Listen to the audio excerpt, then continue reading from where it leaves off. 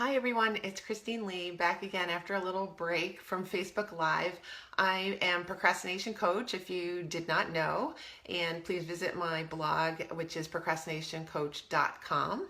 And I just thought I'd jump on today and share some thoughts about perfectionism, because perfectionism is, of course, a variant of a type of way you can procrastinate, and I think it's a very dangerous one. I think perfectionism tends to keep people very stressed out, very rigid, and in some ways underperforming, because people who are perfectionistic tend to be a little bit over concerned with correctness and what is expected and rules and routines and things like that. And they tend to get away from the meaning of the work sometimes, and they tend to make themselves exhausted and stressed. That's at least been my experience as a partial perfectionist, and also as a psychologist who's worked with some perfectionists in her practice. So there are 6 things that I thought I would share with you today, and I have them on paper too. So the first step to try to get away from perfectionism is to start learning how to say no. I think in my life, I used to say yes to everything. I like to do a lot of things. I like to be cooperative, but I think by saying yes to too many things, I got myself in a lot of trouble with time and certainly with stress.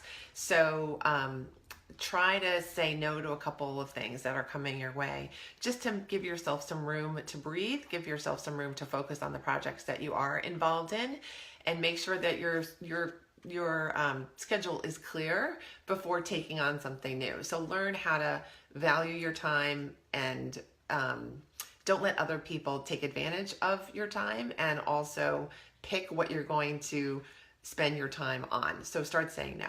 Number 2 is to start taking care of yourself.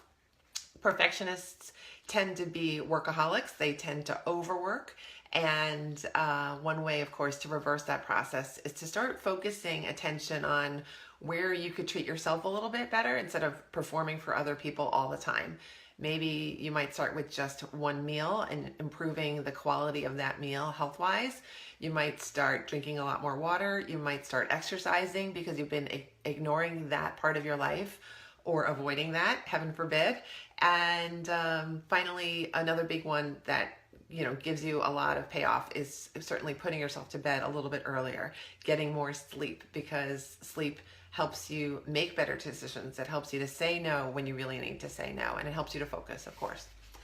Third trick is a big one. This is something I really want you to pay attention to. I want you to separate the idea that your work is an indication of your value as a human being.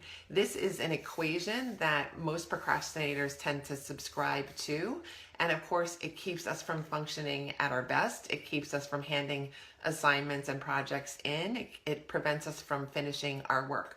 Because who wants to get judged based on a paper or a project, and something so seemingly, something so insignificant and transient and small? There's no way that something like that, like an essay paper, could really be a true measure of our value as a person.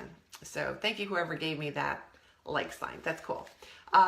Number 4, start taking risks and start following your instincts. This is, I think, something that takes practice, and it takes a certain comfort level in your heart. You have to be okay with letting things fly a little bit. And that's something that I'm becoming increasingly better at, if that makes any sense in the English language. Just start doing things. Have more fun. Refer to your gut and see what your gut is telling you to do. If your gut tells you to go on Facebook Live, go on Facebook Live and talk about perfectionism. Just start paying attention to what your work is actually needing from you, rather than what you need your work to say about you. Be creative. Take that kooky thought and write it down. Experiment with things. It's okay. It's just life. There's a lot of time to play in life. Okay, number 5, connect with others. That is a quick and easy tip for how to get out of perfectionism, because when we connect with somebody else's energy, we just have to, be a little bit less focused on our own need to control and to be perfect and to look right and all these other things. So just connect with other people, see what they're up to, get outside of yourself, and spend a little less time on your work. Sometimes it just means just working a little bit less than you have been.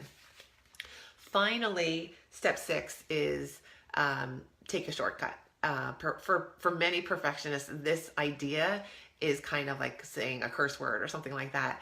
But really, we can take shortcuts for all sorts of things. We can stop working 20%, earlier, I guess the 80-20 rule. So basically the idea is 20% of your time is going to get you 80% of the results. So you don't really want to be working full out 100% sometimes. You just want to wrap up that paragraph that you've been struggling on, just consider it done. Take a shortcut may also be asking someone for help and maybe getting that last idea from your advisor, your mentor, or your best friend so that you can wrap up that paper. Okay, so I'm going to wrap up here and just want to remind you that I'm all over the web as Procrastination Coach. I look forward to connecting with you. If you would like to connect with me, feel free to sign up for my blog at procrastinationcoach.com or to join my lovely little Facebook group, which is called the Procrastination Coach Facebook group. I look forward to seeing you and meeting you there. Take care. Best wishes with this stuff. Take it easy. Ease up on yourself. And I'll see you soon. Bye-bye.